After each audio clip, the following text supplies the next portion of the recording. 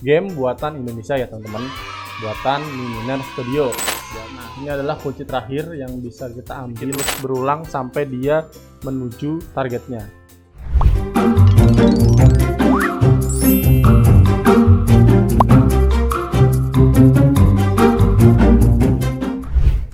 Halo teman-teman, selamat datang di Kala Nanti, tempat belajar coding dan inovasi. Di sini Kalilik sedang memainkan game Living Doll. Game ini adalah game buatan Indonesia ya teman-teman, buatan Miminer Studio. Jadi Kalilik di sini akan menganalisa game ini. Mungkin nanti ada beberapa script atau sebuah action yang dapat kita buat ulang di Roblox Studio teman-teman. Oke, mungkin langsung kita coba aja teman-teman gamenya. Di sini ada player lain yang akan bermain bersama Kalilik.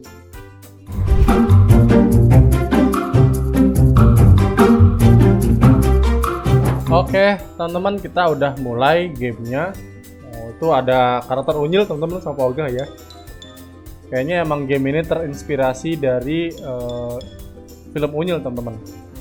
Nah, di sini ada orang yang besar lagi membuat boneka ya teman-teman, kayaknya ini kita jadi polisi teman-teman ya, menginvestigasi toko mainan milik Mr. Bram. Di misi pertama ini kita harus mencari kunci, ada 15 kunci yang harus kita temukan. Tapi kayaknya di pabrik ini ada sebuah mainan yang dapat bergerak, entah itu hantu atau monster atau robot. Nah, kita belum tahu.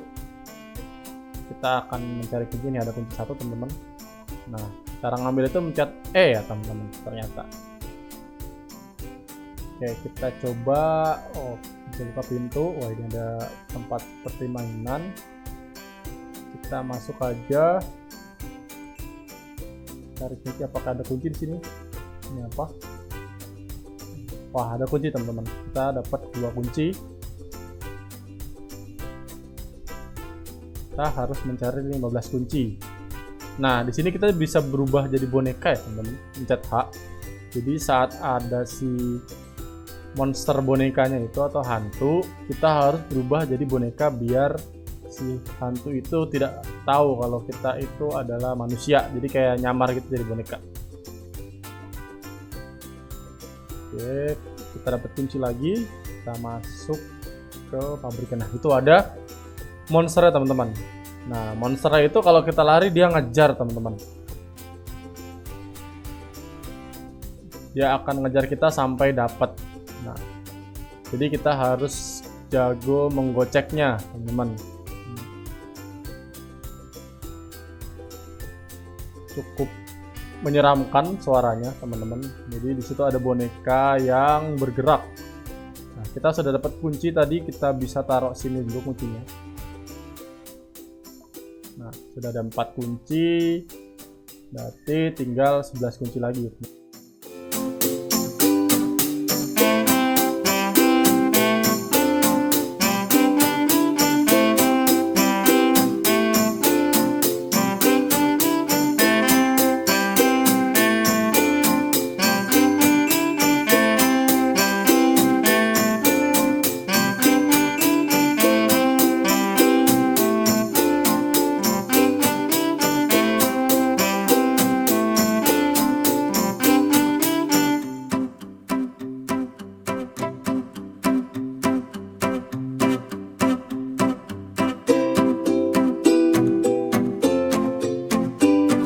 Teman-teman, monster bonekanya. Nah, teman-teman kita dikejar dan dia mati teman-teman.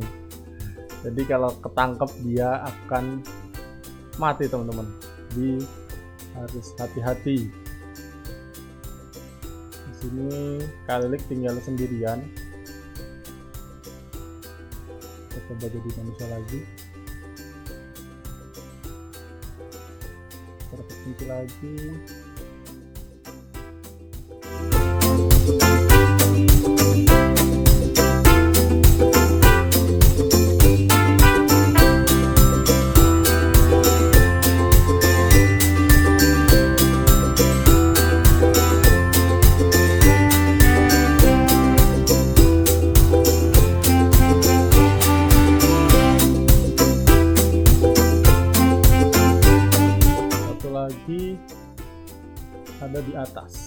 Ini adalah kunci terakhir yang bisa kita ambil.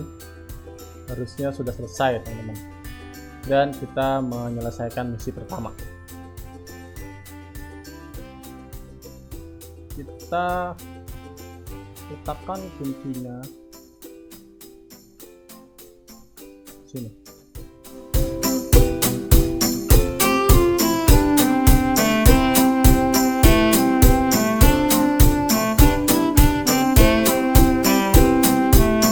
Kita taruh kunci terakhir dan kita sudah mendapatkan 15 kunci dan menyelesaikan misi pertama. Nah, misi pertama ini kita berhasil membuka pintu yang tadi tempat Mr. Bram membuat bonekanya, teman-teman. Dan ternyata ruangannya kosong, teman-teman. Wah. Dan ternyata di belakang ada 3 boneka tadi, teman-teman. Dan malam pertama atau night one selesai. Oke, mungkin cukup sekian teman-teman videonya. Kita sudah bisa menganalisa gamenya. Jadi kemungkinan yang akan kita buat adalah bagaimana cara membuat NPC seperti tadi boneka itu mengejar kita. Nanti kita akan membuat itu, teman-teman. Jadi kita akan lanjut ke Roblox Studio.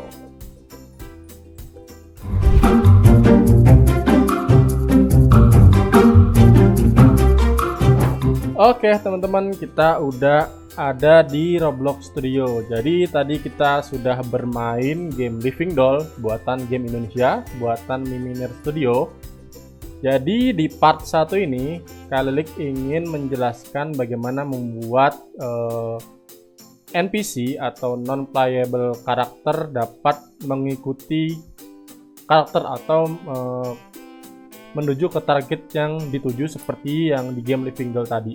Jadi tadi di game Living Doll ada hantunya atau si unyilnya mungkin ya, yang mengejar karakter kita tapi dia tidak nabrak-nabrak. Jadi kayak dia mengetahui jalur mana yang harus dia lalui untuk mengejar karakter kita. Nah, di part 1 ini, di video part 1 ini, Kalilik ingin menjelaskan bagaimana cara membuat NPC atau si seperti hantu yang tadi kita sudah mainkan dapat berjalan sesuai dengan petanya atau mapnya dan tidak nabrak-nabrak. Jadi nanti si NPC-nya itu akan menuju ke target, suatu target, dan dia akan memilih jalan tersendiri tanpa menabrak tembok atau jatuh ke lubang gitu, teman-teman. Nah, pertama-tama di sini kita harus memasukkan NPC-nya dulu, teman-teman, atau non-playable karakter atau bisa disebut bot mungkin ya. Jadi untuk memasukkan NPC kita bisa ke tab avatar, teman-teman, yang di sini.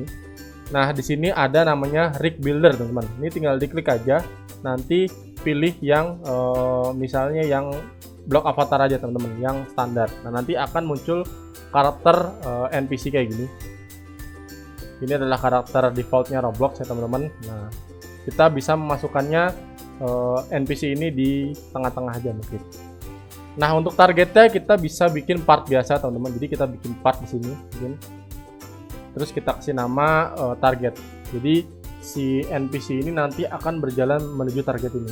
Nah, untuk di part 1 ini targetnya kita buat part dulu, teman-teman ya, yang tidak bergerak. Nanti di video selanjutnya Kalilik akan membuat target itu tuh adalah karakter kita. Jadi NPC-nya itu nanti akan mengejar karakter kita yang dimana karakter kita itu akan berpindah-pindah atau bergerak juga.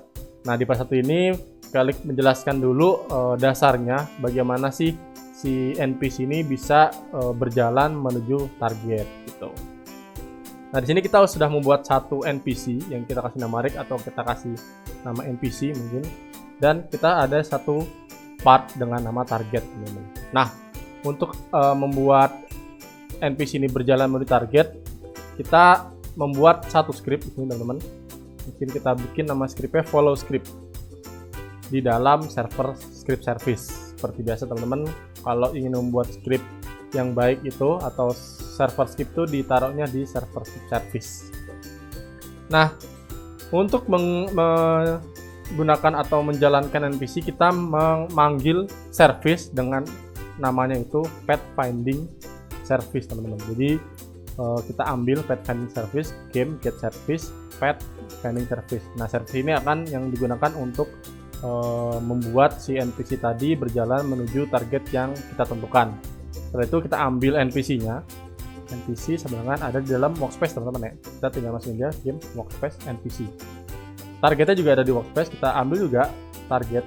Nah, jadi game workspace target. Nah, kita sudah memanggil NPC target dan memanggil service-nya.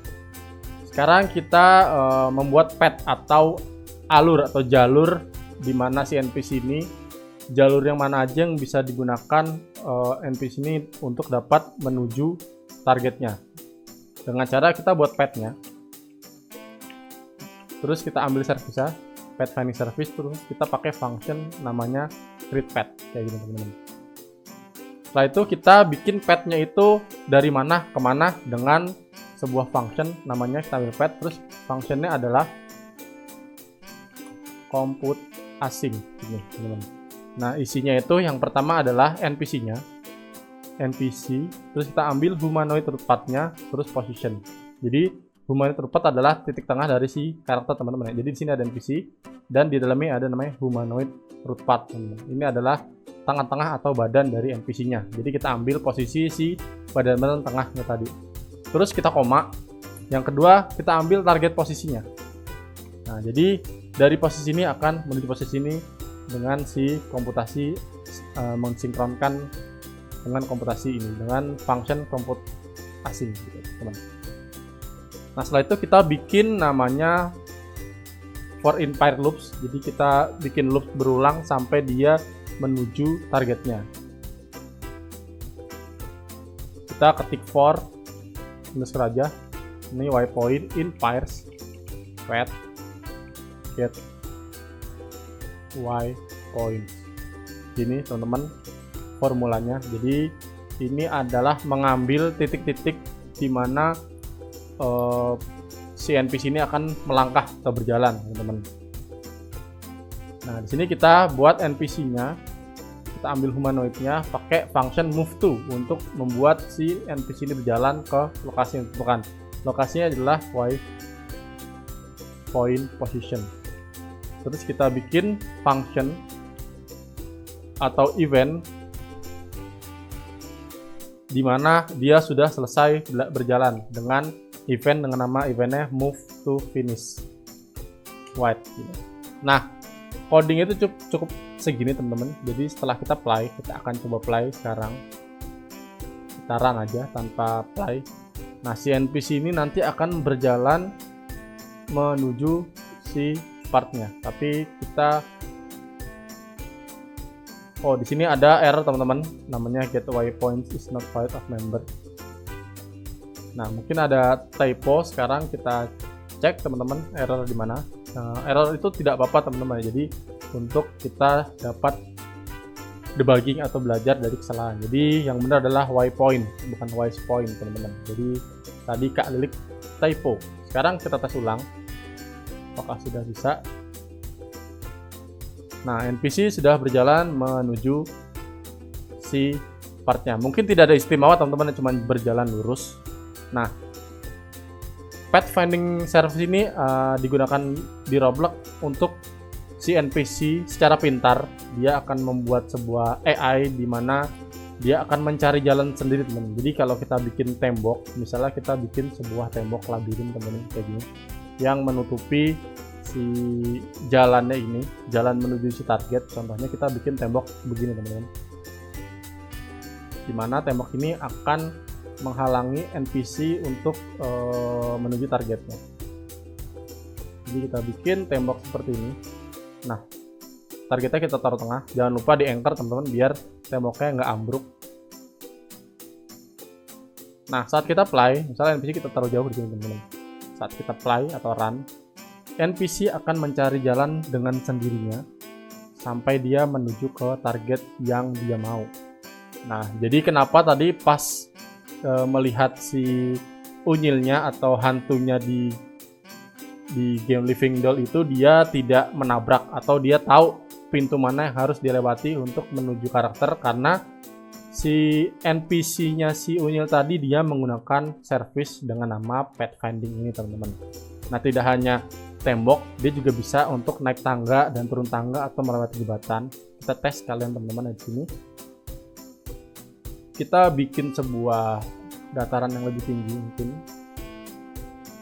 seperti ini, dan kita bikin seperti tangga, tapi kita pakai ini aja untuk mempersingkat waktu. Nah, dia akan naik ke atas. Terus misalnya kita bikin jalan lagi ke sini, terus ke sini, terus kita bikin jembatan ya teman-teman, biar susah. Terus di sini kita bikin jembatan. Jembatannya mungkin agak biar susah begini mungkin.